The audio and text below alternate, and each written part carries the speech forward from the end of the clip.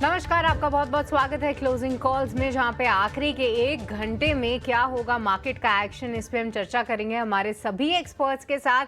और आज अगर हम देखें तो फिर से एक बार दमदार तेजी देखने को मिल रही है भारतीय बाजारों में। हालांकि जो शुरुआत थी वो थोड़ी सी सुस्त जरूर हुई थी, पर उसके बाद ना ही सिर्फ निफ्टी 50 बल्कि निफ्टी बैंक में भी हमने जोश आते हुए देखा। आधा % की तेजी के साथ रिकॉर्ड स्तरों पे दोनों ही इंडेक्स काम कर रहे हैं। और निफ्टी बैंक स्पॉट लेवल्स की बात करें तो बेहद करीब है 53,000 के मार्क के पास। हालांकि अगर फ्लेवर ऑफ द मार्केट आज समझे तो केवल सीमेंट पैक है, जहां पे जबरदस्त मजबूती और जान देखने को मिल रही है। हालांकि इसके अलावा कुछ गिरने वाले शेयर्स भी हैं, जिसमें कि कुछ ऑटो के नाम, कुछ मेटल के नाम शामिल हैं। पर हाल फिलहाल पिछले आधे से 1 घंटे में जितने भी टेलीकॉम काउंटर्स हैं उनमें भी जबरदस्त जोश हमें देखने को मिला है। पर ऐसे में, ऐसे बाजार में कहां पे आप करें ट्रेड और कहां पे हो आपकी रणनीति, ये समझेंगे हमारे तमाम एक्सपर्ट्स के साथ, जो कि जल्द ही हमारे साथ जुड़ेंगे। पर आगे बढ़ने से पहले आपको बता देते हैं बाजार की फिलहाल की जो बड़ी बातें सामने निकल कर आ रही हैं। तो अच्छी तेजी देखने को मिल रही है इंडेक्स लेवल पे। शानदार तेजी अगर हम देखें तो नए शिखर पर निफ्टी जो है आता हुआ दिखा है। साथ ही निफ्टी बैंक में भी गजब का मोमेंटम हम देख रहे हैं। इसके अलावा बात करें तो सीमेंट शेयरों में खरीदारी है, जहां पे इंडिया सीमेंट इसको लीड कर रहा है। 15% का उछाल आप इंडिया सीमेंट में देख रहे होंगे। इसके अलावा टैरिफ बढ़ाने की उम्मीद से रिलायंस और एयरटेल और इवन वोडाफोन आइडिया में भी 3 से 4% की तेजी है। रिलायंस पूरी तरीके से मार्केट को सपोर्ट करता हुआ दिख रहा है। और आखिरी में कुछ डिफेंस काउंटर्स में भी अच्छा एक्शन है, जैसे कि मजगांव डॉक, कोचिन शिपयार्ड 5 से 7% आज भागते हुए नजर आए हैं। तो ब्रॉडर मार्केट्स में भी कई सारे पॉकेट्स में काफ़ी अच्छा सपोर्ट देखने को मिल रहा है। साथ ही साथ कुछ सेलेक्ट सेक्टर्स हैं जिनमें हमने सुबह भी हमारे एक्सपर्ट से राय ली थी और उम्मीद है कि उससे आपको फ़ायदा भी हुआ होगा। पर आइए पहले एक बार थोड़ी चर्चा कर ले बाजार के हाल पे। और अभिषेक, हम देख रहे हैं कि हालांकि सुबह से जो लीडरशिप पोजीशन थी वो अल्ट्राटेक सीमेंट होल्ड कर रहा था, पर अभी पिछले आधे से 1 घंटे में रिलायंस और साथ ही भारतीय एयरटेल लीड लेते हुए दिख रहे हैं। 4% की तेजी भारतीय एयरटेल में, जबकि स्पेक्ट्रम जो है वो 2 दिन में ही उसके ऑक्शंस खत्म हो गए और गवर्नमेंट के टारगेट से काफी कम जो है ऑक्शन होते हुए दिखे। अभिषेक जी सृष्टि, ऐसी खबरें चल रही है कि शायद टैरिफ रिवीजन को लेकर, टेलीकॉम टैरिफ में बढ़ोतरी को लेकर कोई फैसला हो जाए और उसके चलते हम देख रहे हैं कि दोनों के दोनों शेयरों में तेजी है। 4% ऊपर भारतीय एयरटेल, 3.25% रिलायंस ऊपर कारोबार करता हुआ। और निश्चित तौर पर बैंकिंग शेयरों से जो मोमेंटम है आज भी वो बना हुआ है। एचडीएफसी बैंक को अगर हम छोड़ दें तो कोटक बैंक हो गया या फिर आईसीआईसीआई बैंक हो गया, ये तमाम बैंक्स जो हैं आज बाजार को सपोर्ट देने काम कर रहे हैं। तो मोमेंटम जब स्ट्रांग होता है तो विद इन उसके सेक्टोरल चर्निंग भी हो रही है। आज सुबह हमने कहा भी था कि मोमेंटम में कोई डिप नहीं आएगी। अगर कुछ करेक्शंस आते हैं ऊपरी स्तरों से तो खरीदारी का मौका भी होगा। और बाजार में एज इट इज आज हमने कारोबार होते हुए देखा भी है। लगातार तीसरा सत्र तेजी का बेहतरीन मोमेंटम है। 23,800 के ऊपर जाकर ये भी कारोबार कर रहा है निफ्टी। अब तैयारी हो गई है 24,000 के स्तर की, क्योंकि 23,800 के आसपास एक हल्का सा हम देख रहे थे कि रेजिस्टेंस था, उसको भी बाजार ने आज पार कर लिया है। देखते हैं क्लोजिंग बेसिस पर अगर पार कर ले तो निश्चित तौर पर मूड और सेंटिमेंट दोनों यहां से और बेहतर हो जाएंगे।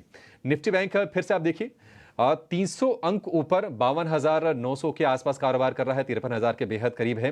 तो निफ्टी बैंक ही लीडरशिप ला रहा है। और आज तो सभी सिलेंडर हम कह सकते हैं कि अगर रिलायंस चल रहा हो, अगर आईसीआईसीआई बैंक चल रहा हो तो फिर बहुत कम ही होगा कि शायद बाजार नीचे हो, क्योंकि वेटेज के लिहाज से ये दोनों के दोनों कंपनीज काफ़ी क्रूशियल हो जाती हैं। आज बैंकिंग के अलावा हमने देखा कि कुछ सिलेक्टिव ऑटोज़ में मारुति सुजुकी चल रहा था। हालांकि दूसरी साइड पर अगर आप देखेंगे तो मेटल का मूड थोड़ा सा कमज़ोर है।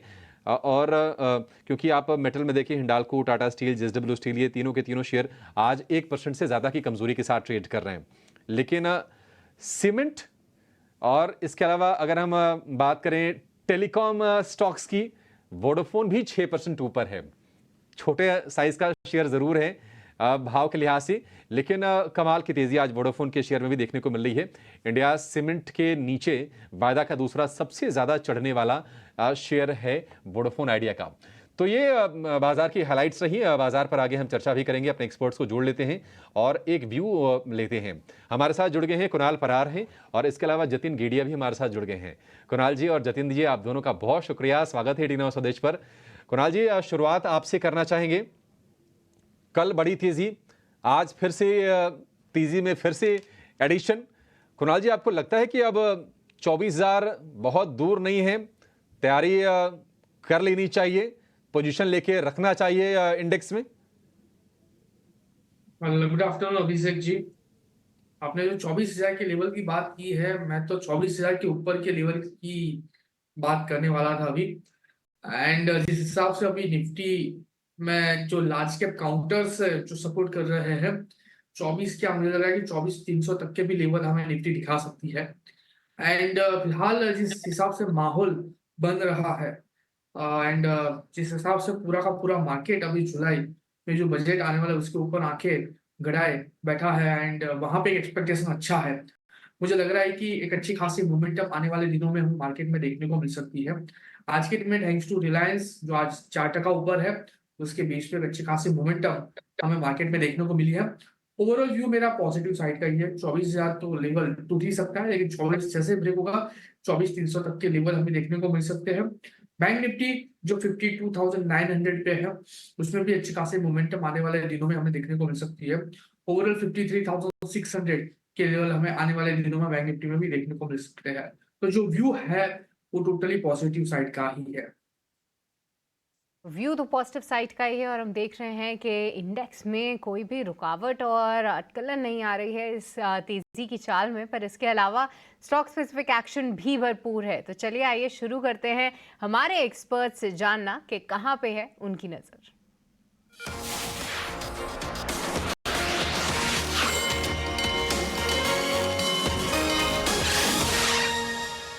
तो क्लोजिंग ट्रेड में कुणाल और जतिन दोनों से ही समझना चाहेंगे कि कौन से स्टॉक्स हैं उनके रेडार पे। एंड जतिन, गुड आफ्टरनून, आपसे ही शुरुआत करना चाहेंगे, बताइए कहाँ पे हैं आपकी कॉल्स और क्या दोनों ही कॉल्स बाय साइड की हैं? डेफिनेटली बाई साइड की दोनों कॉल्स है। तो पहली कॉल होगी वो महानगर गैस में होगी। तो एक शार्प रनअप के बाद हमें आरडी चार्ट्स पे एक ट्रायंगल पैटर्न फॉर्म होते हुए दिख रहा है। हमें लगता है कि आई थिंक आज या कल के जो आज का बाकी सेशन है और इनफैक्ट आई थिंक कल का भी session, I think during the week हमें एक ये 2-3 दिन के जो सेशन है उसमें हमें एक ब्रेकआउट देखने मिल सकता है एमजीएल में। तो एमजीएल में बाय करने की सलाह रहेगी। हमें लगता है कि ऑन द अपसाइड 1545 से लेकिन 1560 तक के टारगेट्स इसमें पॉसिबल है और इसमें मैं स्टॉप लॉस अराउंड 1। तो जतिन की कॉल जो है वो एमजीएल पे आती हुई, कुछ और भी कॉल्स उनके साथ डिस्कस करेंगे कुछ ही देर में। पर कुणाल, आपसे भी समझना चाहेंगे, देखिए इंडेक्स पे तो पॉजिटिव नजरिया है, स्टॉक स्पेसिफिक कहाँ पे पॉजिटिव व्यू आ रहा है आपका? वेल, दो स्टॉक में है जहां पे खरीदारी करके चलने की सलाह है। सबसे पहला जो स्टॉक है ग्रेन्यूलस है। पहले भी हमने ग्रेन्यूलस पे हमारा व्यू बताया था एंड आज भी जो व्यू है ग्रेन्यूलस पे ही है। अगेन 500 के लेवल पे स्टॉक ट्रेड कर रहा है, खरीदारी करके चलने की सलाह है 480 के एसएल के साथ। टारगेट 515 और दूसरा टारगेट 540। एंड दूसरा जो स्टॉक है वो कोटक बैंक है, बैंकिंग सेक्टर से, और 1809 के अराउंड स्टॉक ट्रेड कर रहा है, खरीदारी करके चलने की सलाह है।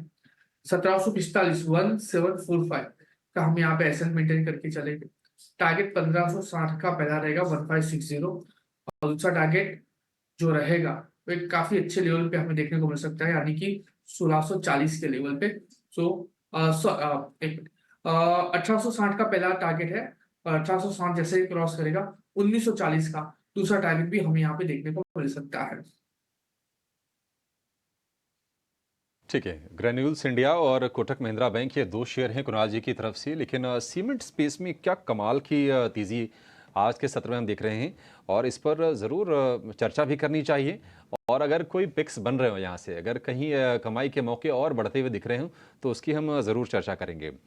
वैसे भी अगर भारत की बात करें तो दुनिया का दूसरा सबसे बड़ा सीमेंट मैन्युफैक्चरर है और ग्लोबल कैपेसिटी की बात करें तो ऑलमोस्ट 7% इंडिया से आती है। ये आंकड़ा भी आप जान लीजिए कितना क्रूशियल है। इंफ्रा पर पुश जारी रहने की उम्मीद है। कहीं ना कहीं सीमेंट प्राइसेस 3 साल के लोएस्ट लेवल पर हैं, तो शायद इसमें भी रिकवरी आए और डिमांड भी यहाँ से पुश हो। इस उम्मीद में आज हम देख रहे हैं कि सीमेंट के तमाम शेयर चल रहे हैं। इंडिया सीमेंट, ओरिएंट सीमेंट, मंगलम सीमेंट, सागर सीमेंट, इसके अलावा केसोराम, प्रिज्म जॉनसन, हाइडलबर्ग, ये सभी के सभी सीमेंट शेयर तेज रफ्तार में आज दौड़ लगा रहे हैं। आज सुबह हमारे साथ अंशुल जैन थे और बाजार खुलते ही उन्होंने अपना जो ओपनिंग ट्रेड दिया था वो था इंडिया सीमेंट। तब इतना नहीं था। आप देखिए किस तरह की चाल आज रही है इंडिया सीमेंट की। 15% ऊपर अब ये कारोबार कर रहा है, 14% ऊपर अभी है। कुणाल जी, सीमेंट स्पेस में इंडिया सीमेंट तो मान लीजिए चलिए शूटअप कर गया, हो सकता है कि एफएनओ के बैन में भी चला जाए आज ये शेयर। ये कोई और शेयर जो आपको लगता है कि मूव अभी बाकी है, जहां पर और बड़ी तेजी हो सकती है? क्योंकि लार्ज कैप में तो तेजी हो ही रही है, अल्ट्राटेक, कंबोजा, एसीसी ये तो चल ही रहे हैं। मिड कैप में भी चौतरफा रैली है आज। वेल, एक स्टॉक है रामको सीमेंट। मैं कई दिनों से स्टॉक पे एनालिसिस कर रहा हूँ एंड जिस हिसाब से स्टॉक ने आज मोमेंटम दी है, 869 के अराउंड स्टॉक ट्रेड कर रहा है। खरीदारी करके चलने की सलाह है 830 के एसएल के साथ। 870 पे ट्रेड कर रहा है, खरीदारी करके चले 830 का एसएल। पहला टारगेट जो देखने को मिलेगा वो 900 है। 900 उसका इमीडिएट रेजिस्टेंस भी है और जैसे ही 900 क्रॉस करेगा वन भी ये ऊपर में 950 तक के भी लेवल दिखा सकता है। यानी कि रामको सीमेंट में भी हमें यहाँ से 9 से 20% के रिटर्न, 9 से लेके 10% के रिटर्न निकल सकते हैं। सो रामको सीमेंट खरीदारी करके चलने की सलाह है विद द एसएल ऑफ 830। ठीक है, ये सीमेंट पर आपके लिए सारी की सारी रणनीति हो गई। और रैमको सीमेंट थोड़ी देर पहले 12:30 बजे के शो में मिड कैप मसाला में हम चर्चा कर रहे थे। हमारे साथ रुचित जैन थे, उनका भी कन्विक्शन था कि रैमको सीमेंट यहाँ से अभी और चलेगा। और आप देखिए इस पर कुणाल जी की भी रिकमेंडेशन आ गई, तो ये बढ़िया शेयर आपके लिए। अब हम कोशिश करेंगे कि ज़रा किसी टेलीकॉम एनालिस्ट से बात करें और समझिए कि आज जो टेलीकॉम में तेज़ी हो रही है वो कितनी सस्टेनेबल है, उसके पीछे के एक्चुअल ट्रिगर्स क्या हैं। हालांकि हम अंदाज़ा लगा सकते हैं कि शायद टैरिफ को लेकर कुछ बातचीत हो सकती है, टैरिफ यहाँ से बढ़ सकते हैं। वैसे भी लगातार सारे के सारे मैनेजमेंट ने कहा है कि 300 रुपये का आरपू यानी कि एवरेज रेवेन्यू पर यूज़र वो सस्टेनेबल होगा इंडस्ट्री में। लेकिन आप रिलायंस, भारती एयरटेल, वोडाफोन आइडिया, भारती हेक्साकॉम ये भी चल रहा है, ये भी शेयर आप स्क्रीन पर लेकर आइए। इंडस टावर का शेयर भी आज चल रहा है। तो टेलीकॉम में चौतरफा तेजी है। जतिन जी, वोडाफोन आइडिया देखिए 18 रुपए के ऊपर है। आप रिलायंस को, भारती एयरटेल को एक बार छोड़ देते हैं, बाद में चर्चा करेंगे। वोडाफोन ये बताइए कि क्या 18 के ऊपर और तेजी आप दिखेंगे या फिर ये प्रॉफिट टेकिंग वाले जोन में है? क्योंकि हमने देखा है कि पहले भी 18 रुपए गया, वहां से फिसल के फिर ये 15.5-16 की रेंज में आ गया था। देखिए, अगर जो वोडाफोन आइडिया की बात करूं तो मेरे को लगता है ये जो आप 18 लेवल की बात कर रहे हैं वो आई थिंक जनवरी और फरवरी में टच हुआ था। उसके बाद हमने 3 से 4 महीने को एक फॉल देखा और वहां पे वो 12 रुपीज तक के नीचे के लेवल भी टच करके आया। लेकिन हमें जो लगता है कि कहीं ना कहीं वो जो फॉल था वो एक सिर्फ एक रिट्रेसमेंट था जो प्रीवियस 6 रुपए से 18 रुपए का जो रैली हुआ था उसका। मेरे को लगता है ये जो अपमूव है उसमें ये 18 रुपीज के जो रेजिस्टेंस को है वो डेफिनेटली अपसाइड की तरफ ब्रेक करके हमें लगता है ये अराउंड 24-25 तक की ये अपसाइड पोटेंशियल है इसमें। तो मेरे को लगता है कहीं ना कहीं ये जो टेलीकॉम स्पेस में आज मोमेंटम है वो कंटिन्यू रह सकता है। और इन केस ऑफ आइडिया हमें लगता है कि 24 से लेके 25 तक के टारगेट इसमें आ सकते हैं। तो वोडाफोन आइडिया पे अभी भी पॉजिटिव नजरिया, 24 से 25 तक के टारगेट्स आ सकते हैं। काफ़ी अच्छा अपमूव जो है आज के काउंटर में दिखा रहा है। साथ ही टेलीकॉम से जुड़ी खबरें तो हैं ही, वहीं सैमसंग के साथ एक करार की भी जो खबर है वो वोडाफोन आइडिया के लिए आई थी और इसके चलते भी काफ़ी पॉजिटिव मूवमेंट हम इस स्टॉक में देख रहे हैं। पर टेलीकॉम पे चर्चा जो है जारी रहेगी, पर अब कुछ बजट की खबरों का भी रुख कर लेते हैं क्योंकि इस बार के बजट में पीएलआई स्कीम का दायरा बढ़ाया जा सकता है। नई पीएलआई स्कीम को लेकर क्या है एक्शन प्लान, ये बताने के लिए हमारे साथ प्रकाश प्रियदर्शी जुड़ चुके हैं। प्रकाश बताइए कहां पे पीएलआई का दायरा बढ़ाया जा सकता है?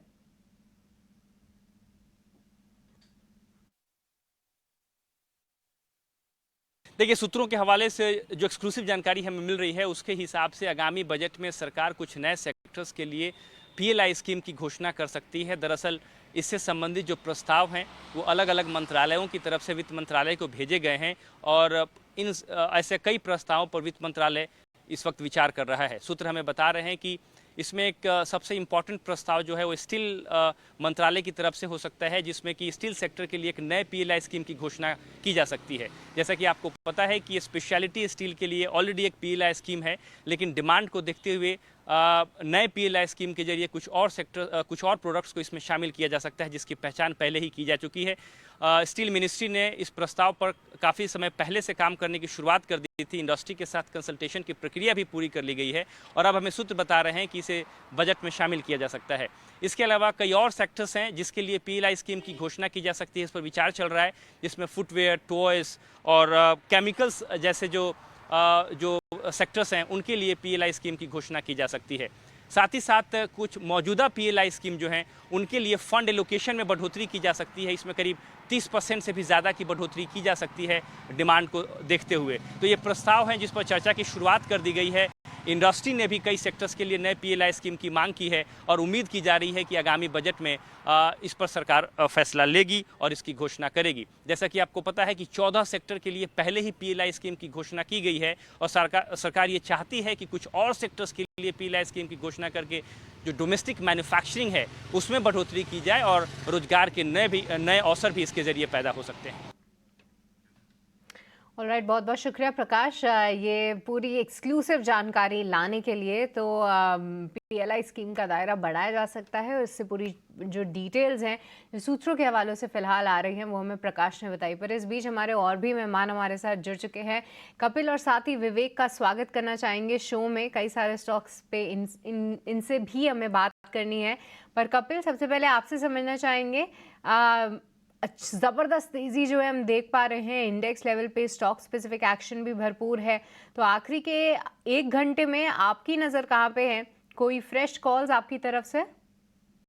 बेसिकली टेलीकॉम स्टॉक्स आज के दिन में अभी थीम में है और काफी सारे स्टॉक्स ऑलरेडी मूव हो चुके हैं, लेकिन इंडस टावर में हमने अभी एक मोमेंटम आना स्टार्ट हुआ है और टेक्निकल स्ट्रक्चर भी इसका काफी टाइम से अच्छा था, एक कंसोलिडेशन पैच में था, लेकिन अभी आज के दिन में मोमेंटम बढ़ रही है। 354 के लेवल पे चल रहा है यहाँ पे। तो मुझे लग रहा है कि ये स्टॉक ऊपर में 364 365 तक चेस कर सकता है और नीचे में हम इसके स्टॉप लॉस कहाँ पे 348 के मेंटेन कर सकते हैं। तो इंडस स्टार्स यहाँ पे देखिए आप, ये काउंटर भी हाल फिलहाल कुछ प्रेशर में ज़रूर देखने को मिला था, पर आज ज़बरदस्त मूव 355 रुपये जो है फिलहाल चल रहा है। यहाँ से 10 रुपये ऊपर के टारगेट्स आप इसमें लगा सकते हैं। 347 का स्टॉप लॉस, ये कॉल कपिल की तरफ से आती हुई। पर इस बीच अगर हम देखें तो जी हाँ, रिलायंस ही लीड करता हुआ दिख रहा है। एक बार कपिल आप ही बताइए कि रिलायंस इंडस्ट्रीज़ कैसा दिख रहा है चार्ट्स पे, क्योंकि पूरी तरीके से सपोर्ट कर रहा है वो इंडेक्स को, और जब यहाँ पे तेजी देखने को मिल रही है 3-3.5% से ज़्यादा की, और कौन से लेवल्स जो हैं वो सामने आ रहे हैं और क्या यहाँ से भी फ्रेश तेजी की गुंजाइश है? बेसिकली आज के दिन में हम देखने जाए तो मार्केट 146 पॉइंट पॉजिटिव में है, तो 146 में पॉजिटिव में से रिलायंस इंडस्ट्री का अगले का इजाफा कुछ 100 पॉइंट का या फिर कंट्रीब्यूशन 100 पॉइंट का रहा हुआ है। तो प्लेनली क्या जो मार्केट चला हुआ वो रिलायंस के दम पे चला हुआ है।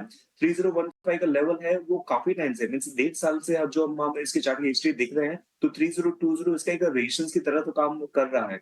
तो जिसके पास पोजीशन होती है तो ऑफकोर्स उसको होल्ड कर सकते हैं, और यहाँ से जब भी हमें ब्रेकआउट दिखता है तो 1.5 से 2 साल का एक रेंज का हमें ऊपर में ब्रेकआउट देखने मिलेगा और नए ही ऑर्बिट में ये स्टॉक आ जाएगा।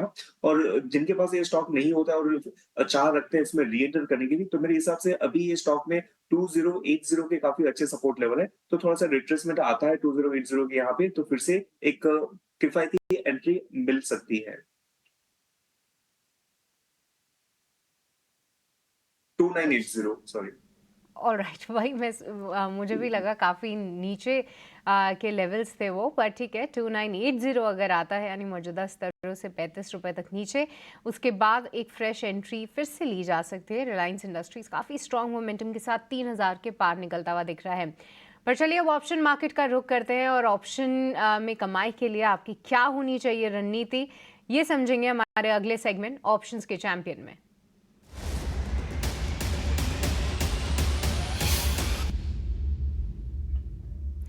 आज के ऑप्शंस के चैंपियन रणनीति बताने के लिए हमारे साथ अरियन कैपिटल के रत्नेश गोयल मौजूद है। Ratnesh, good afternoon. बताइए ऑप्शंस के सेगमेंट में कहाँ पे हैं आपकी आज की कॉल्स?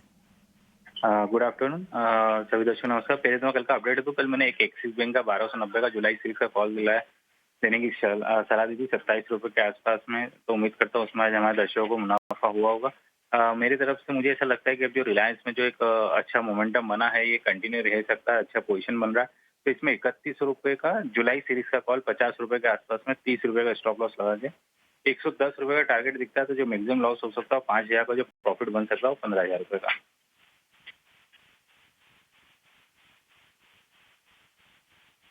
3100 की कॉल, अभी मैं इसकी चर्चा करने भी वाला था।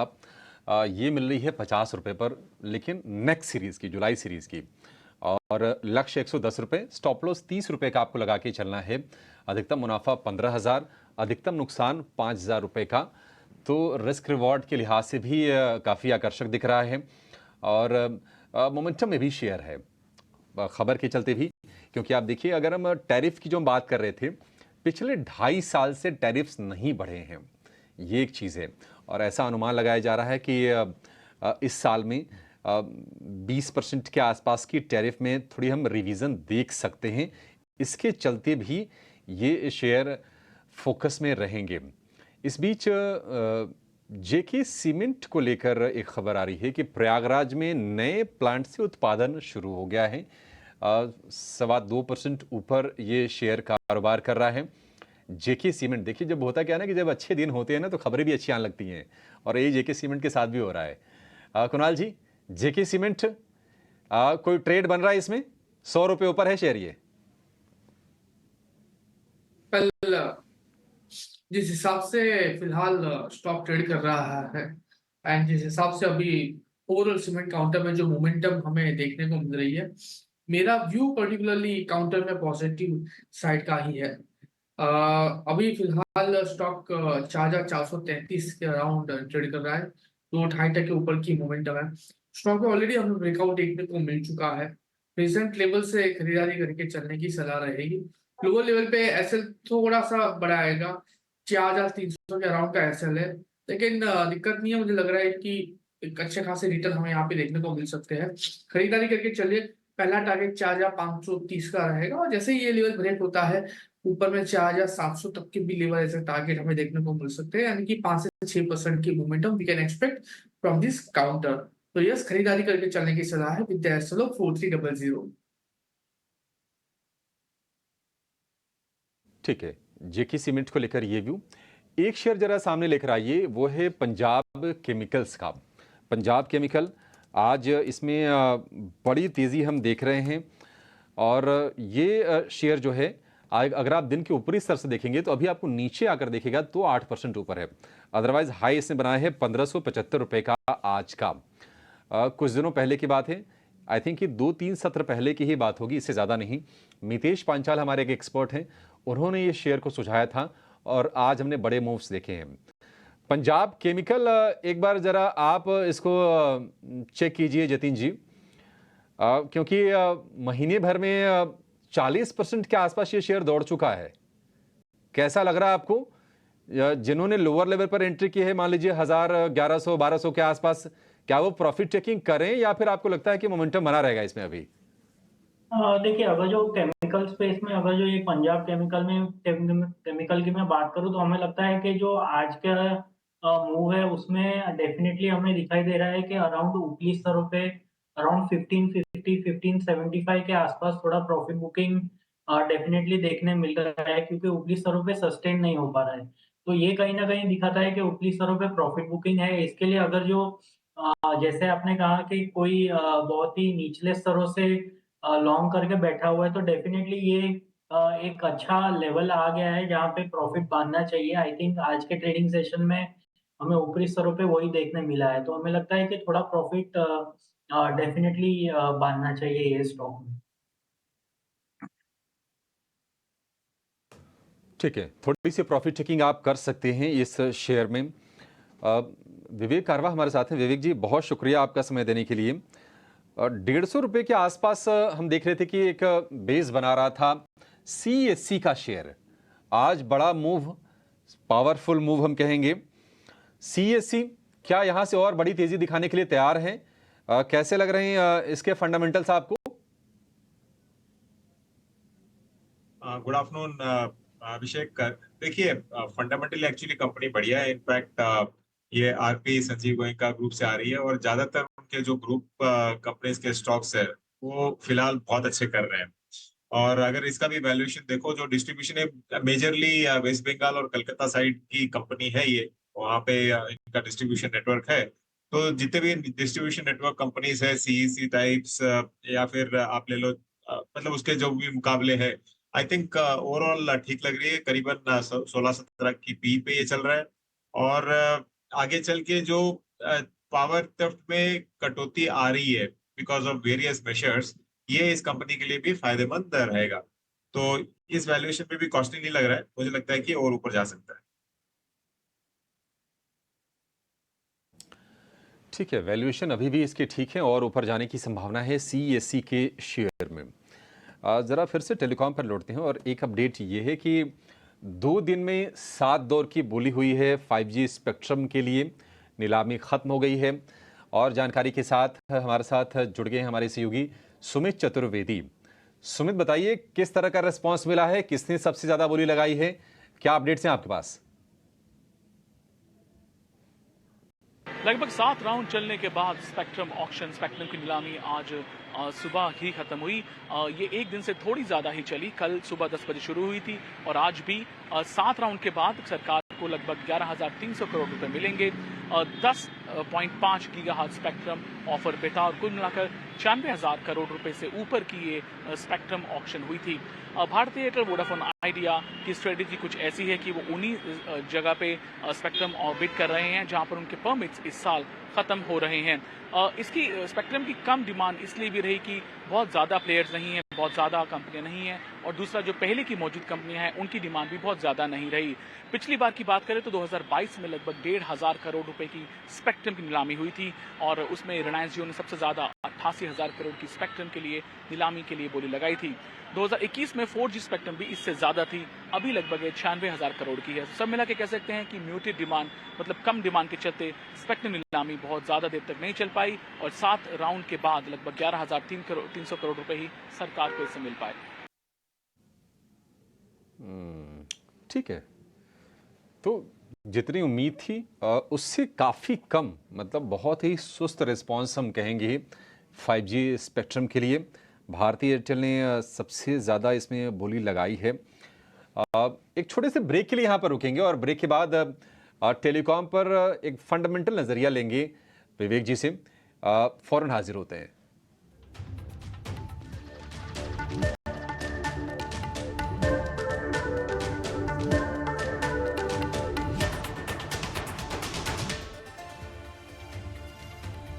ब्रेक के बाद आपका फिर से स्वागत है। बाजार बिल्कुल गेंस को गंवाने के मूड में कतई नहीं है। 23,875 पर निफ्टी है। 150 अंकों के आसपास की शानदार तेजी, लगातार तीसरा सत्र मजबूती का। और निफ्टी बैंक की बात करें, 350 अंकों की बढ़िया वाली तेजी हम देख रहे हैं। 53,000 के बिल्कुल करीब जाकर निफ्टी बैंक कारोबार करता हुआ दिख रहा है और 23,875 पर है निफ्टी। हम टेलीकॉम की बात कर रहे थे। विवेक जी, अगर हम जैसा कि सुमित ने बताया कि 5G स्पेक्ट्रम में हालांकि उम्मीद से काफ़ी कम बोली लगी, लेकिन भारतीय एयरटेल ने सबसे ज़्यादा बोली लगाई है। भारतीय एयरटेल साल की शुरुआत की थी, शेयर ने 1,000 रुपये के आसपास का भाव था, अगर आप 6 महीने का चार्ट दिखा पाएँ तो, और अब ये 1,500 रुपये के आसपास आ गया है। और ये तब हुआ है जबकि अभी टैरिफ रिवीजन हुआ नहीं है, कंपनियों ने पैसे बढ़ाए नहीं हैं मोबाइल टैरिफ के। आपको लगता है कि ये 1,500 वाला अब 2,000 रुपए की तरफ बढ़ जाएगा अगर कुछ पॉजिटिव खबरें अगर आ गई तो? और इस लेवल पर आपको वैल्यूएशन किस तरह का लग रहा है शेयर का? 2-4 बातें अभिषेक एक एक करके बताता हूं मैं। तो देखिए, पहली चीज जो ये 5G स्पेक्ट्रम का नीलामी है, उसका ये बड़ा इम्पैक्ट नहीं दिख रहा है। मेरे हिसाब से उसका इम्पैक्ट नहीं है, क्योंकि ज्यादातर ये कंपनीज क्या करने वाली है कि 4G का उपयोग करके या फिर उसको सरेंडर करके ये लोग 5G की ओर जाएंगे, ताकि पैसा भी बचे, क्योंकि 5G में वापस आपको जो शेल आउट करना पड़ेगा कंपनीज को वो बहुत बड़ा अमाउंट रहेगा। तो इसके लिए तो वो थोड़ा रीबैलेंसिंग ये लोग करेंगे। अब उदाहरण के लिए लेता हूं मैं, भारतीय एयरटेल में आज कितने कस्टमर्स हैं? करीबन सब्सक्राइबर्स आपको रहेंगे 55 करोड़ से लेके 61 करोड़ का कस्टमर बेस है। देखिए, आप आज अगर रिचार्ज करने जाते हो कोई भी एक पैकेज, तो आपको 30 दिन का पैकेज मिलता है क्या? नहीं मिलता है। क्यों? इन्होंने 30 दिन को कर दिया है 28 दिन। तो आप अगर कोई भी मंथली पैकेज लेने जाओगे तो आपको 28 दिन का ही मिलेगा। अब जनरली क्या होता है कि एफएमसीजी के जैसे ही ये टेलीकॉम भी काम कर रहे हैं कि आप दाम मत बढ़ाओ, दाम वही रखो, लेकिन पैकेट छोटा कर दो। अब ये हो सकता है आगे चल के 28 का अगर 26 करे, तो समझ लो कि आपको फर्क पड़ गया करीबन 10 रुपए का भी अगर फर्क पड़ता है। उदाहरण के लिए, कंपनी के पास आज 55 करोड़ सब्सक्राइबर है, 55 crore into 10 on the average, तो कितना बड़ा एक जंप अप देख सकते हैं। ये मतलब बहुत बाजार अभी तक पूरा फैक्टर इन नहीं कर रहा है, और ये सारी कंपनीज इसी के कारण अभी अच्छा कर रही है, परफॉर्म अच्छा कर रही है। तो ये जो टैरिफ हाइक है ये होना बहुत जरूरी है अभी, और इनफैक्ट ओवर ड्यू है। जो टेलीकॉम प्राइसेस है और इंटरनेट प्राइसेस है दुनिया भर में, इंडिया में सबसे सस्ते हैं आज के दिन। तो मैं यही कहना चाह रहा हूँ कि अगर 10 रुपए भी मतलब टैरिफ में बढ़ोतरी करते हो, तो जो बॉटम लाइन इम्पैक्ट है बैलेंस शीट में वो बहुत बड़ा आपको दिखते हुए दिखेगा। तो इसके लिए अब हाँ, रिलायंस तो लिस्टेड है नहीं, जियो लिस्टेड है नहीं, तो रिलायंस के थ्रू आपको प्ले करना रहेगा। लेकिन भारती और वोडाफोन इसका डायरेक्ट बेनिफिशियरी आगे चल के भी रहने वाला है। तो मैं कोई सरप्राइज नहीं रहूंगा अगर टैरिफ हाइक होता है और ये स्टॉक आपको 18 से लेके 2000 तक दिखा देता है। तो ये नज़रिया फ़िलहाल जो है टेलीकॉम स्पेस पे आ रहा है, और शानदार तेज़ी सभी काउंटर्स में हम फ़िलहाल देख रहे हैं। जतिन, इसी के साथ हम आपका बहुत बहुत शुक्रिया करना चाहेंगे आज हमारे साथ जुड़ने के लिए और अपनी कॉल्स भी बताने के लिए। पर जाते आते जतिन बताइए कि अगर कोई BTST आइडियाज़ हैं तो वो भी दे दीजिए क्विकली, और साथ ही कोई डिस्क्लोजर है तो वो भी शेयर करिए प्लीज़। देखिए, अगर जो BTST की मैं बात करूँ तो हमें लगता है कि डाबर एक क्रूशियल सपोर्ट पे आया है, तो डाबर में BTST करके जाना चाहिए। 601 रुपए का भाव है। 593 का एक स्टॉप लॉस लगा के लॉन्ग साइड की तरफ ट्रेड लिया जा सकता है। हमें लगता है कि कल के ट्रेडिंग सेशन में हमें एक रन अप देखने मिल सकता है, जो टारगेट हम 608 और 612 का रख के इसमें लॉन्ग साइड की तरफ ट्रेड लेना चाहेंगे। और आज आज एज अ डिस्क्लोजर, आज हमने जो भी स्टॉक्स में बातचीत की उसमें मेरी पर्सनल कोई भी होल्डिंग नहीं है। हाँ, मैं हमारे क्लाइंट्स को रेकमेंड किया हो सकता है। So please consult financial adviser before acting on any suggestion. Thank you. All right, माफ़ कीजिएगा जतिन, आप हमारे साथ बने हुए हैं अगले आधे घंटे के लिए भी। थोड़ा कन्फ्यूजन हो गया था, पर कपिल आपका डिस्क्लोजर अगर कोई है तो प्लीज़ वो भी बताइए। जी बिल्कुल, जो भी स्टॉक हमने डिस्कस किए हुए वहाँ पे मेरी पर्सनल होल्डिंग नहीं है, लेकिन हमारे क्लाइंट के साथ डिस्कशन हो सकता है, तो हमारे क्लाइंट की पोजीशन हो सकती है।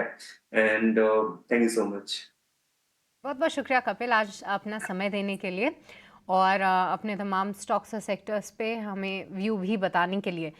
पर कुछ एक सेलेक्ट फार्मा काउंटर्स भी आज प्रेशर में है, जैसे कि सिप्ला खास तौर से, क्योंकि इस काउंटर को कई सारे हमारे एक्सपर्ट्स पसंद भी कर रहे थे। जो इसका रीसेंट ब्रेकआउट था लगभग 1520 के आसपास, उसके बाद इसने 5 से 6 दिनों में अच्छा मोमेंटम दिखाया, पर अब वो पूरी तरीके से फिजल आउट हो रहा है। एक बार कुणाल आपसे समझना चाहेंगे सिप्ला कैसा दिख रहा है आपको चार्ट्स पे? क्या ये करेक्शन मौका है एक्यूमुलेट करने का, क्योंकि लगातार पिछले 6 दिनों से इसमें सेलिंग प्रेशर है? वेल, सिप्ला की बात करें तो स्टॉक में बीच में न्यूज भी थी, और न्यूज के बेस पे स्टॉक ने गैप डाउन ओपनिंग दिया था, और कंटिन्यूसली उसके बाद स्टॉक में हमें गिरावट देखने को मिल रही है। नाउ ये गिरावट और यहाँ से फर्दर हमें देखने को मिल सकती है up to the level of 1450, 1450 से लेके नीचे 1430। अगर ये लेवल देखने को मिलता है 1430, 1450, तो ही मैं यहाँ पे खरीदारी करके चलने की सलाह दूंगा। मीन टाइम पे ये स्टॉक आपको वॉच लिस्ट में जरूर से होना चाहिए, लेकिन खरीदारी अभी हम नहीं करेंगे। 1450, 1430 आएगा तभी हम इसमें खरीदारी करके चलेंगे। ऑल राइट, तो ये व्यू सिप्ला के लिए, पर चलिए अब आपको बता देते हैं कि कहाँ पे दिख रहा है मार्केट का एक्शन, और रुक करेंगे हमारे सेगमेंट मार्केट एट 3 का।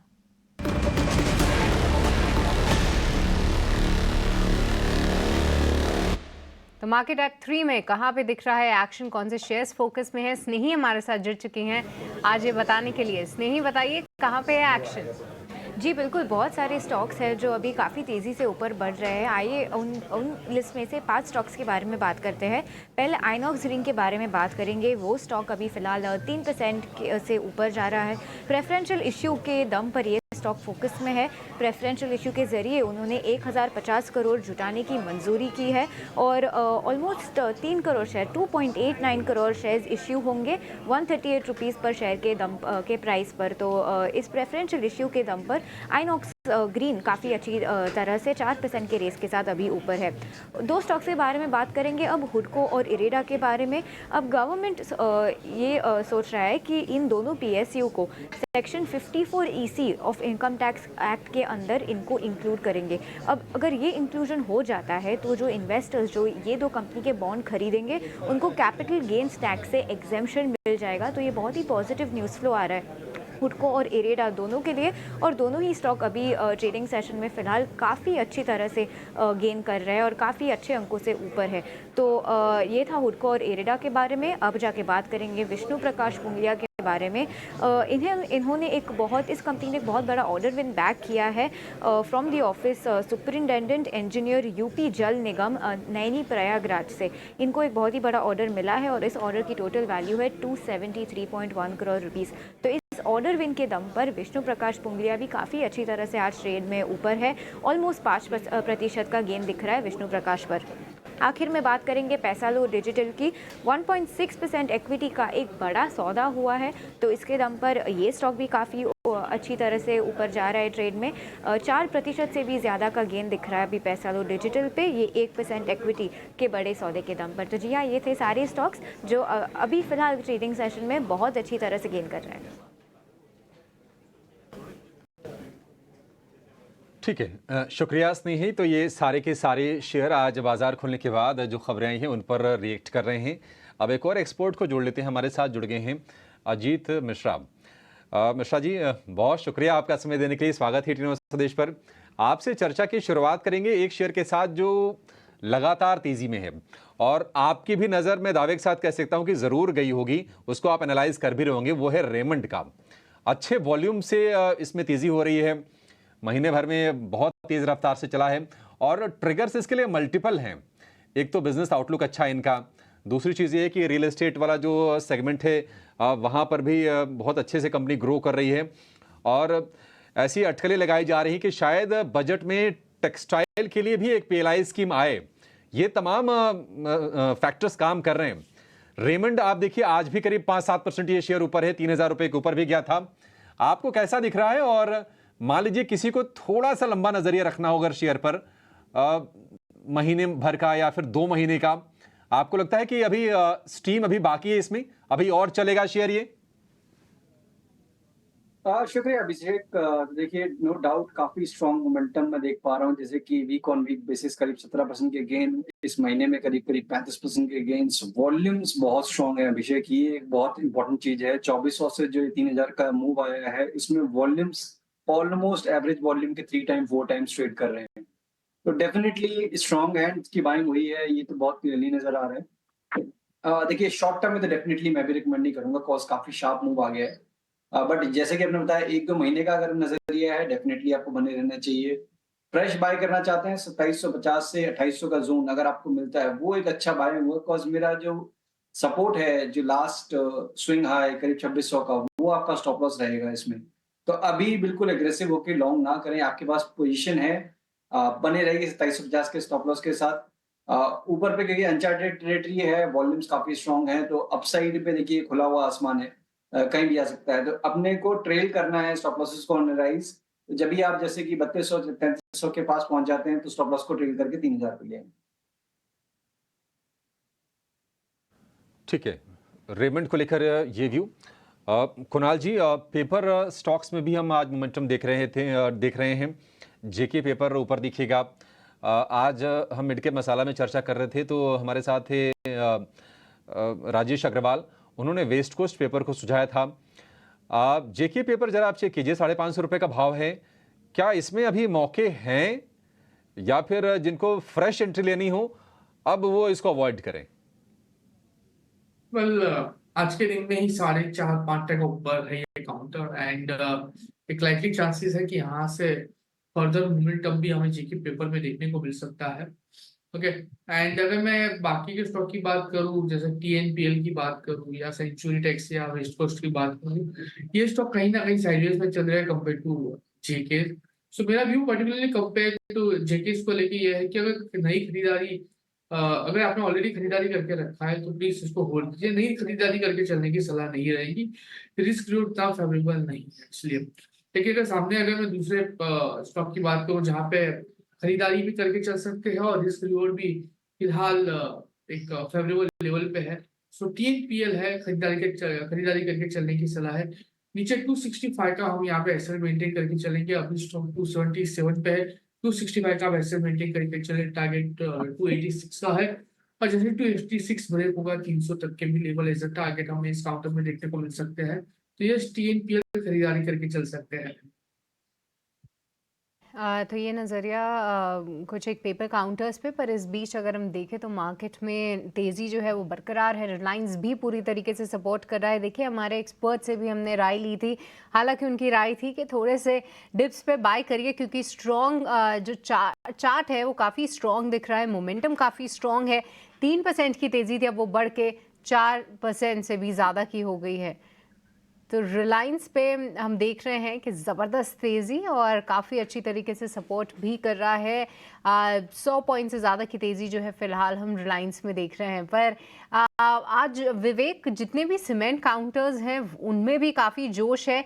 क्या कुछ चल रहा है सीमेंट स्पेस में, आपको कुछ आइडिया हो तो? क्योंकि हम देख रहे हैं कि मॉनसून भी है, मॉनसून में बहुत ज़्यादा डिमांड भी नहीं रहती है, पर इन द लॉन्ग रन जिस तरीके से कंपनी के केपेक्स है, जो कंसोलिडेशन हो रहा है सेक्टर में, और साथ ही साथ अगर जो प्राइस हाइक होता है तो उस पे क्या कुछ आपका व्यू है? क्योंकि आप साउथ इंडिया में ऐसी जगह से हैं जहां आसपास बहुत सारी कंपनीज हैं, तो क्या कुछ अपडेट है, कुछ ग्राउंड रिपोर्ट्स है तो वो भी हमसे शेयर करिए। देखिए, जब आप साउथ इंडिया की बात करते हो तो अचानक ध्यान आया कि आज इंडिया सीमेंट कुछ देर पहले अपर सर्किट में चल रहा था। तो ये हालत है आज के दिन सीमेंट की। देखिए, एक दो चीजें हैं। मॉनसून के समय जनरली डिमांड कम रहती है क्योंकि ऑब्वियस है उस समय आपका कंस्ट्रक्शन एक्टिविटी लोएस्ट एक्टिव रहता है, लेकिन बाजार फ्यूचर को डिस्काउंट करता है, प्रेजेंट को नहीं करता है। तो इसके लिए बाजार देख रहा है कि मॉनसून अब तक ठीक ठाक रहा है, तो इसके कारण आगे चल के एक तो सीमेंट की डिमांड आपको स्ट्रॉन्ग दिखने को मिलेगी। दूसरी चीज, जो सरकार का फोकस है इंफ्रास्ट्रक्चर डेवलपमेंट और जो आवास योजना है, यहाँ पे आपको मतलब इंफ्रास्ट्रक्चर पे तो हमने वोट ऑन अकाउंट में देखा था करीबन 11,11,111 करोड़ एलोकेशन हुआ था। ये हो सकता है कि इस बार वापस रिपीट हो, मतलब इन द सेंस जब फुल बजट आएगा ये आपको रीइटरेट देखने को मिलेगा, तो उसका है। और तीसरी चीज जो आज हम लोग टेलीकॉम में देख रहे हैं, मुझे लगता है कि आज से 5 साल बाद हो सकता है कि देश में खाली 6 या 7 बड़ी सीमेंट कंपनीज ही बचे और जितने भी ये छोटे छोटे प्लांट्स है, क्योंकि आज के दिन कॉस्ट स्ट्रक्चर जो है, समझ लीजिए कि एक प्लांट अगर हैदराबाद में और सीमेंट मेरे को चेन्नई लेके आना है तो वहां पे लॉजिस्टिक कॉस्ट बहुत ज्यादा बढ़ जाता है। तो इसके लिए अभी थोड़े दिन पहले पेन्ना सीमेंट का एक्विजिशन भी किया था अडानी ग्रुप ने। तो मुझे लगता है कि सीमेंट अच्छा लग रहा है ओवरऑल। और अगर आप स्पेसिफिक स्टॉक्स पे भी अगर वैल्यूएशन वाइज देखो तो एसीसी और गुजरात अंबुजा अभी भी अच्छा लग रहा है। वैल्यूएशन के लिहाज से एसीसी और गुजरात अंबुजा यहाँ पे आप रखिए नज़र, और क्या कुछ फैक्टर्स हैं जो कि ऐसे चाल को जो है पूरी तरीके से सपोर्ट कर रहे हैं, वो भी बताया विवेक ने। तो कुछ काउंटर्स पे नज़र रखिए। कई सारे एक्सपर्ट्स ने सुबह खरा सौदा में भी सीमेंट काउंटर्स पे अपनी राय दी थी और उनमें भी ज़बरदस्त एक्शन रहा, पर बाजार एक नए शिखर पर ट्रेड कर रहा है। ऐसे में किन शेयरों में ब्लॉक डील हुई है, किसने क्या खरीदा है, क्या बेचा है, ये पूरी लिस्ट लेकर हमारे साथ शरद दुबे मौजूद हैं। आइए उनसे समझते हैं कहाँ पे देखने को मिली हैं बड़ी ब्लॉक डील्स। शरद। जी बिल्कुल, इस हफ्ते जो है बहुत ब्लॉक्स हो रहे हैं और आज के दिन के ट्रेड में भी 3 अहम ब्लॉक्स हुए हैं। सबसे पहला हुआ है वेदांता का लगभग 2.5% स्टेक प्रमोटर ने जो है बिकवाली की है, जिसका वैल्यू आता है लगभग 4,000 करोड़ रुपए का। और इसके अलावा सी मैपमा इंडिया या सी इन्फोसिस्टम्स का है तो यहाँ पे भी ऑलमोस्ट 1% इक्विटी एक्सचेंज हुई है हैंड, जिसका वैल्यू 140 करोड़ रुपए का आता है। एक्सपेक्टेड है कि प्रमोटर इसके सेलर हैं। वही हिंदुस्तान फूड्स की बात करें तो यहाँ पे भी आज 11% स्टेक एक्सचेंज हैंड्स हुआ है, जिसका कुल वैल्यू 720 करोड़ रुपए का आता है और लाइकली सेलर हो सकते हैं वेस्ट ब्रिज, सिक्सेस वेंचर्स और कुछ चंद पी फंड्स भी। ये तो आज के ब्लॉक डील्स और बल्क डील्स हुए, लेकिन ब्लॉक डील्स हो क्यों रहे हैं ये इंपॉर्टेंट होता है। यहाँ पे बात करें तो हायर वैल्यूएशंस देखने मिल रही है, एक टाइप से एग्जिट आपको प्राइवेट इक्विटी प्लेयर्स का मिल रहा है। प्रमोटर्स भी अपनी स्टेक थोड़ी जो है कम कर रहे हैं ताकि उनके कैश लेवल्स बढ़े। अब उसका यूसेज पर्सनल यूसेज भी हो सकता है या कंपनी के ग्रोथ के यूसेज भी हो सकती है। कुछ इंपॉर्टेंट ब्लॉक डील्स इस हफ्ते हुए हैं जिसको मैं पॉइंट आउट करना चाहूँगा।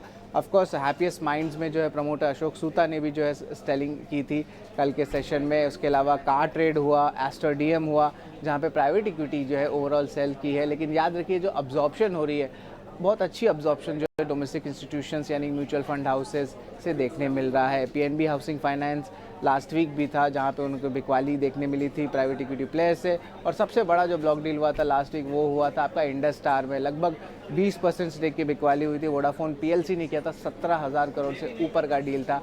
अब्जॉर्प्शन में भारतीय एयरटेल आया, एसबीआई म्यूचुअल फंड आया, कुछ प्राइवेट इक्विटी प्लेयर्स भी अब्जॉर्ब किए, तो बहुत इंटरेस्टिंग डेवलपमेंट था। और ओवरऑल ग्लैंड फार्मा और जेडएफ कमर्शियल जैसे कंपनीज में भी लास्ट वीक बड़े ब्लॉक डील्स देखने मिले।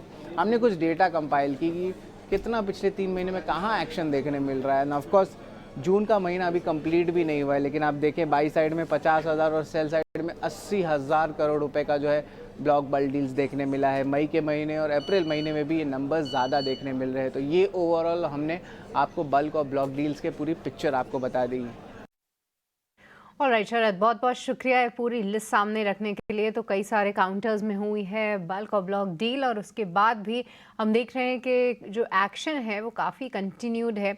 और इस महीने अगर आप देखें तो करीब 80,000 करोड़ के जो शेयर्स हैं वो बेचे गए हैं और 50,000 करोड़ के शेयर्स की जो है खरीदारी हुई है। तो ये कुछ इंटरेस्टिंग डेटा शरद हमारे सामने लाए। पर अब देखिए 3:15 हो चुके हैं और कुछ ही मिनट रह गए हैं मार्केट क्लोज होने में। एक रिकॉर्ड लेवल्स पे भारतीय बाजार क्लोजिंग की तैयारी कर रहे हैं। तो आइए अपने एक्सपर्ट से समझ लेते हैं कौन से हैं उनके BTST आइडियाज़। तो हमारे सभी एक्सपर्ट्स जो हैं हमारे साथ मौजूद हैं और कुणाल आपसे समझना चाहेंगे कि कौन से स्टॉक्स हैं जहां पे आपके BTST आइडियाज़ आ रहे हैं। वेल एक स्टॉक है जहां पे एक अच्छी खासी मोमेंटम देखने को मिल रही है, गेल, और जो अभी 214 के पास ट्रेड कर रहा है। गेल खरीदारी करके चलने की सलाह है। लोअर लेवल पे हम जो एसएल मेंटेन करके चलेंगे, यहाँ पे 209 का होगा और अभी स्टॉक चल रहा है 214.75।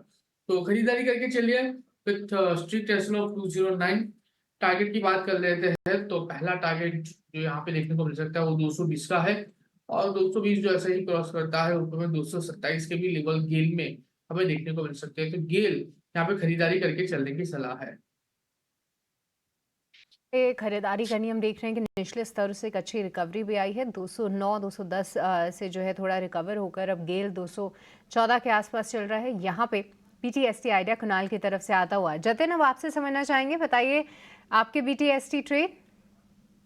BTST ट्रेड में मैं लॉन्ग साइड में चंबल फर्टिलाइजर को देना चाहूंगा। तो एक शार्प रनअप के बाद हमने देखा है कि 3 दिनों से कंसोलिडेट कर रहा है। कंसोलिडेशन में अपने 40 आवर एवरेज पे आ गया है और वहां पे फिर एक बाइंग इंटरेस्ट हमें देखने मिल रहा है। तो हमें लगता है कहीं ना कहीं एक फिर से एक अप ट्रेंड रिज्यूम हो सकता है आने वाले सत्रों में। तो लॉन्ग साइड की तरफ चंबल फर्टिलाइजर का बाई साइड का रिकमेंडेशन होगा। स्टॉप लॉस रहेगा 517 का और टारगेट रहेंगे 535 और 538 के। चंबल फर्टिलाइजर्स आज पूरे फर्टिलाइजर स्पेस में फिर से एक बार मोमेंटम आते हुए देख रहे हैं। कुछ जो ऐसे स्मॉल पॉकेट्स हैं जहां पे इन्वेस्टर्स का इंटरेस्ट काफ़ी बना हुआ है, जैसे कि रेलवेज, डिफेंस, साथ ही फर्टिलाइजर शेयर्स, हाल फिलहाल इवन शुगर स्टॉक्स, इन सभी में आज फिर से मोमेंटम है। चंबल फर्टिलाइजर पसंद आ रहा है जतिन को। अजीत, अब आपसे समझना चाहेंगे कहाँ पे हैं आपके BTST आइडियाज, बताइए।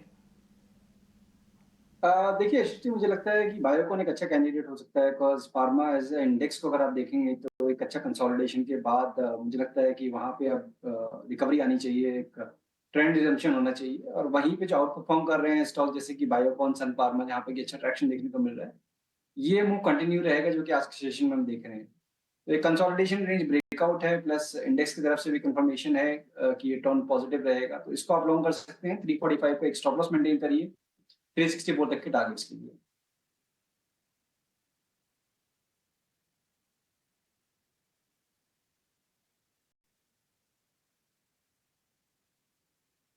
ठीक है, बायोकॉन को लेकर ये व्यू 3.5% ऊपर ये शेयर है, 350 के ऊपर सस्टेन करने की कोशिश कर रहा है। कुछ और शेयरों पर ज़रा नज़र डालते हैं और ये समझने की कोशिश करते हैं कि आपके लिए मूव्स और मौके कहाँ पर बन रहे हैं। लेकिन रिलायंस निश्चित तौर पर आप देखिए 4.25% ऊपर हो गया, रिकॉर्ड हाइस पर पहुंच गया रिलायंस का शेयर बाजार के साथ साथ। और आज के सत्र में, एक सत्र में मार्केट कैप में 90,000 करोड़ रुपए जोड़े हैं रिलायंस ने। 3,037 रुपये 95 पैसे हैं इसका आज का हाई। बढ़िया है। कुणाल जी, जी एंटरटेनमेंट में, जील में कोई BTST बन रहा है क्या आपके हिसाब से? वेल अभिषेक जी, जिंक की बात करें तो बहुत ही बढ़िया मोमेंटम जिंक में आने वाले दिनों में देखने को मिल सकती है। स्टॉक फिलहाल देखने जाए तो 155 के अराउंड ट्रेड कर रहा है। खरीदारी करके चलने की सलाह है। लोअर लेवल पे 149 का एसएल यहाँ पे हम मेंटेन करके चलेंगे। 155.60 पे ट्रेड कर रहा है, खरीदारी करके चलिए 149 के एसएल के साथ। 161 का पहला टारगेट है जो हमें देखने को मिल सकता है। 161 जैसे ही क्रॉस होता है 170 के भी अल्टीमेट टारगेट ये स्टॉक दिखा सकता है। तो डेफिनेटली मैं आपके साथ सहमत हूँ, जिल में BTST करके चला जा सकता है। ठीक है, जील को लेकर ये व्यू। एक शेयर जिसमें हमने 200 रुपये पार होने के बाद लगातार तेजी देखी है वो है हडको का।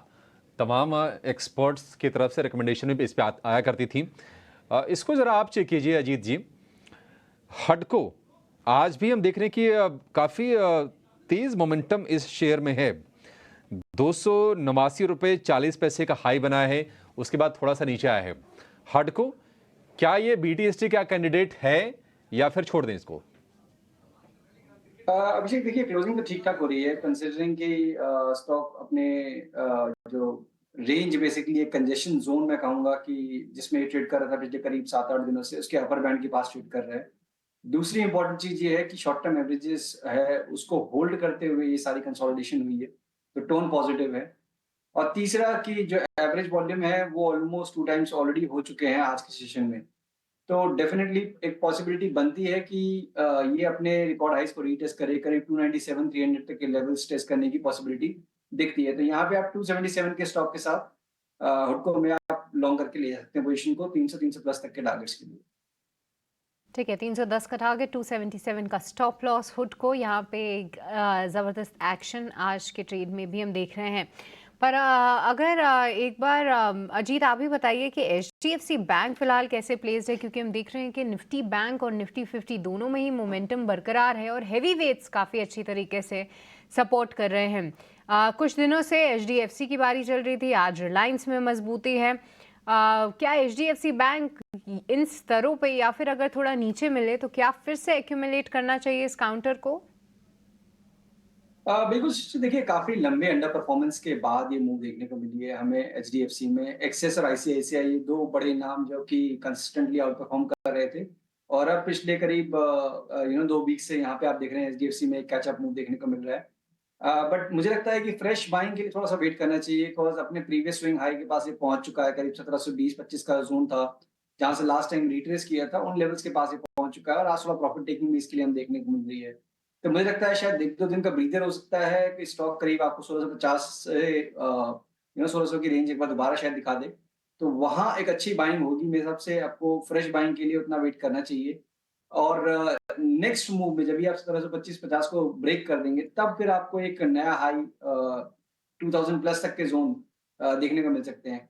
तो for a time being HDFC में आप एक्यूमुलेशन के बारे में सोचिए, ना कि एक करंट लेवल्स पे बाय करने के। तो फिलहाल करंट लेवल्स पे बाय नहीं करना है, पर एक्यूमुलेशन के लिए निश्चित स्तरों से आप इसमें ज़रूर देख सकते हैं। ये व्यू आता हुआ एचडीएफसी बैंक पे। पर जाते जाते अगर हम देखें तो क्लियरली रिलायंस आज का टॉप परफॉर्मर, 4% से ज़्यादा की तेज़ी। इसके अलावा भारती एयरटेल और साथ ही अन्य टेलीकॉम काउंटर्स जिसपे जैसे कि वोडाफोन आइडिया पे भी हमने अपने एक्सपर्ट से व्यू लिया, उनमें काफ़ी अच्छा एक्शन देखने को मिल रहा है। पर अगर गिरने वाले शेयर्स की बात करें तो आज मेटल काउंटर्स जो हैं थोड़ा सा प्रेशर में ज़रूर हैं, जिसमें कि टाटा स्टील और हिंडाल्को जो हैं वो लीड कर रहे हैं। पर इसके अलावा कई सारे काउंटर्स हैं, जैसे कि फार्मा स्पेस में सिप्ला पे तो हमने गिरने वाले स्टॉक में राय ली ही, पर बायोकॉन हमारे एक्सपर्ट्स को पसंद आ रहा है। पर ग्रैन्यूल्स इंडिया भी एक काउंटर है, एक बार जाते हैं इस पर आप क्विकली अगर टेक दे पाएँ तो ग्रैन्यूल्स इंडिया कैसा दिख रहा है चार्ट में। और क्योंकि हम देख रहे हैं कि सेलेक्ट फार्मा और सेलेक्ट आईटी काउंटर्स जो है निचले स्तरों से अच्छे तरीके से रीबाउंड कर रहे हैं, क्या कोई काउंटर फार्मा स्पेस से खास तौर से आपकी लिस्ट में आ रहा है? देखिए, ग्रैन्यूल्स इंडिया की अगर जो मैं बात करूं तो एक शार्प रनअप के बाद 2 दिनों का एक कंसोलिडेशन था, तो वो 2 दिनों का कंसोलिडेशन आज ब्रेकआउट दे रहा है, और हमें लगता है कि आई थिंक एक next leg of the up move जो है वो स्टार्ट हो चुका है। तो हमें लगता है कि अगर जो फार्मा स्पेस में एक कैंडिडेट जो मैं एक प्रिफर्ड पिक देना चाहूंगा वो होगा ग्रैन्यूल्स इंडिया, जो आज ब्रेकआउट है, और मेरे को लगता है कि एक अच्छा खासा रनअप हमें देखने मिल सकता है आने वाले सत्रों में। तो 510 का इनिशियल टारगेट रहेगा, तो लॉन्ग साइड की तरफ ट्रेड लिया जा सकता है। 510 का एक इनिशियल टारगेट आ सकता है। आज काउंटर ने 500 के स्तर भी तोड़े हैं और ज़बरदस्त रनअप, क्योंकि कुछ एक सेलेक्ट काउंटर्स जो कि एक बड़े अंडर परफॉर्मर भी रहे थे, जिसमें कि बायोकॉन खास तौर से था। साथ ही ग्रैन्यूल्स इंडिया भी देखिए कुछ अच्छे रिटर्न्स इसने नहीं दिए थे, पर 470 का लेवल जब इसने ब्रेक किया उसके बाद एक तरफा जो है इसमें एक अच्छा मूव दिख रहा है। पर पावर शेयर्स आज थोड़े से सुस्त ज़रूर हैं, जिसमें कि बहुत ज़्यादा एक्शन तो फिलहाल नहीं है। पर पीएफसी आरईसी अजीत कहीं ना कहीं अपने आप को होल्ड ज़रूर कर रहे हैं। कुछ एक काउंटर्स पीएसयू पैक से निचले स्तरों से रिकवर कर रहे हैं, पर क्या पीएफसी आरईसी पे आपका भरोसा आएगा अगर इन स्तरों से ये थोड़े से और करेक्ट हो जाएं तो? देखिए, यहाँ पे मुझे लगता है थोड़ा सा मैं कॉशियस ही रहूंगा, बिकॉज 2 रीजन है मेरे। पहला कि जो स्टॉक जिन्होंने इलेक्शन डे वाला जो फॉल कवर नहीं किया अभी तक, तो इट मींस कहीं ना कहीं बाइंग इंटरेस्ट नहीं है उनमें। और आरईसी पीएफसी में भी कहीं ना कहीं वही एक चीज देखने को मिली है कि उन्होंने करीब 50% उस फॉल को कवर जरूर किया, बट उसके बाद से ही थोड़ा सा स्लगिश ट्रेड कर रहे हैं। तो मेरे रडार पे आने के लिए 540 के ऊपर आरईसी को बंद होना होगा और पीएफसी को करीब करीब 510 के ऊपर, तब जाके आप एक कह सकते हैं कि ये जो साइडवेज नेगेटिव बायस है वो थोड़ा सबसाइड होगा। तो for time being now possibility ये है कि शायद आने वाले दिनों पे अगर थोड़ा भी प्रॉफिट टेकिंग आता है मार्केट में, तो यहाँ पे प्रेशर बढ़ते हुए दिख सकता है। सो बेटर होगा कि इसको आप अवॉइड करें जब तक कि ये रिस्पेक्टिव लेवल्स के ऊपर क्लोज ना करें। ठीक है, निफ्टी को लेकर ये व्यू हो गया। बाजार बंद होने में 1.5 मिनट के आसपास का समय रह गया है। अब कोई ट्रेड नहीं, सिर्फ देखिए बाजार को और समझिए कि आज हुआ क्या है। अब ये देखिए कि आज निफ्टी बैंक की एक्सपायरी भी थी। जून सीरीज की बात कर लें, 8.5% के आसपास हमने निफ्टी बैंक में तेज़ी देखी है। और अगर हम निफ्टी की बात करें तो करीब करीब 5.5-6% के आसपास की तेज़ी निफ्टी में भी देखने को मिली है। तो निफ्टी बैंक की तेज़ी थोड़ी सी ज़्यादा रही है, क्योंकि कैचअप रैली की भी वहाँ पर कोशिश हो रही थी। आज की तेज़ी में निफ्टी हालांकि ऊपरी स्तरों से थोड़ा सा नीचे ज़रूर आया है, करीब करीब 125 अंक ऊपर बंद होने की तैयारी हो रही है। लेकिन इस तेज़ी में 4% ऊपर रिलायंस है। अंकों के लिहाज से देखेंगे तकरीबन 100 अंक अकेले रिलायंस का है। 3021 पर फिलहाल आपको क्लोजिंग होती हुई दिखेगी। और रिलायंस के साथ साथ बाकी के भी जो टेलीकॉम स्टॉक्स थे, भारती एयरटेल हो गया, वोडाफोन आइडिया हो गया, भारतीय एक्साकॉम हो गया, इंडस टावर हो गया, ये सारे के सारे शेयर आज चलते हुए दिखे हैं और अच्छे से चलते हुए दिखे हैं ये। सीमेंट में अल्ट्राटेक, ग्रासिम ये शेयर चले। मिड कैप में इंडिया सीमेंट हो गया, इसके अलावा बाकी के जो सीमेंट काउंटर, रैमको सीमेंट, ये तमाम शेयर आज बढ़िया मजबूती के साथ आज बंद होने जा रहे हैं। ये भी आज हाईलाइट करने वाली चीज़ रही। कंजम्पशन में ब्रिटानिया में हमने तेज़ी देखी, नेस्ले में थोड़ी सी तेज़ी देखी। बैंकिंग की बात करें तो मोमेंटम आज भी बना रहा है। HDFC बैंक को अगर हम छोड़ दें तो ICICI बैंक पॉइंट के लिहाज से आज दूसरा सबसे ज़्यादा कंट्रीब्यूटर रहा मार्केट में, और उसके अलावा कोटक बैंक के शेयर में भी आज हमने तेज़ी देखी है।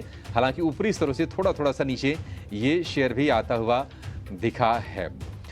लेकिन कमज़ोर होने वाले शेयरों में अपोलो हॉस्पिटल सबसे ज़्यादा करीब 2.5% टूटा आज निफ्टी में। M&M की अगर हम बात करें करीब 2% के आसपास से गिरावट। बजाज ऑटो में कमज़ोरी रही, तो ये कुछ शेयर कमज़ोर होने वाले रहे। ऑटो में सिलेक्टिव, मेटल में आज हमने प्रेशर देखा। आज वेदांता की एक ब्लॉक डील भी थी, उसके चलते भी शेयर वो कमज़ोर हुआ। तो NMDC में कमज़ोरी देखी। Tata steel, JSW steel, Hindalco ये शेयर भी आज कमज़ोरी के साथ बंद हुआ। लेकिन ओवरऑल फिर से बाजार के लिए एक बढ़िया सत्र। कल निफ्टी की एक्सपायरी पर नजर रहेगी, क्या रफ्तार यहां से और बढ़ेगी, संभव है, मुमकिन है। 24,000 पर नजर है। 120 अंकों की शानदार तेजी लगातार तीसरे सत्र में बाजार चला है। कल के बड़े ब्रेकआउट के बाद आज मोमेंटम बाजार ने लूज नहीं किया। निश्चित तौर पर एक बढ़िया क्लोजिंग हम कहेंगे। 23,841 रिकॉर्ड स्तर पर हम ये क्लोजिंग देख कर जा रहे हैं बाजार की, और 52,700 पर निफ्टी बैंक आपको दिखेगा। करीब 100 अंकों के आसपास की ही मजबूती रही। ऊपरी स्तरों से हमने प्रेशर बनते हुए देखा। निफ्टी बैंक में 250 अंकों पर, माफ कीजिएगा 250 अंकों पर इस वक्त थोड़ी सी वोलेटिलिटी भी आई। एडजस्टमेंट का भी इसमें थोड़ा सा असर जरूर होगा। चलिए इसी के साथ आज के सत्र को हम यहाँ पर समाप्त करेंगे। कुणाल जी, जतिन जी और अजीत जी, आप तीनों का बहुत शुक्रिया समय देने के लिए और बाजार में वैल्यूएबल पिक्स खोजने के लिए। लेकिन अलविदा कहने से पहले सबसे एक बार बारी बारी से ये जान लेते हैं कि डिस्क्लोजर्स क्या हैं। कुणाल जी, कोई डिस्क्लोजर आप शेयर करना चाहेंगे? कल अभिषेक जी जो भी स्टॉक हमने रिकमेंडेड किए हैं, जैसे ZIL, GAIL, ग्रेन्यूलर्स, कोटक, उसमें से किसी में भी पर्सनल पोजीशन नहीं है। हाँ, क्लाइंट वाइज पोजीशन ये स्टॉक में हो सकती है। ठीक है, जतिन आपकी तरफ से कोई डिस्क्लोजर? जो भी स्टॉक्स में हमने बातचीत की है, मेरी पर्सनल कोई भी होल्डिंग नहीं है। हमने हमारे क्लाइंट्स को रेकमेंड किया हो सकता है। So please consult your financial adviser before acting on any suggestion. ठीक है, अजीत आपका डिस्क्लोजर? बिल्कुल अभिषेक, तो देखिए जो स्टॉक डिस्कस किए हैं लार्जली उनमें से बहुत सारे स्टॉक्स हमने अपने क्लाइंट्स को रिकमेंड कर रखे हैं और उनकी पोजीशन हो सकती है। पर्सनली मेरी कोई भी स्टॉक में कोई पोजीशन नहीं। ठीक है, चलिए एक बार आप तीनों का एक बार फिर से बहुत शुक्रिया। फिलहाल इस शो में इतना ही। मुझे और सृष्टि को दीजिए इजाजत, लेकिन एक छोटे से ब्रेक के बाद कराएंगे आपकी कल की तैयारी। आप कहीं जाइएगा नहीं। नमस्कार।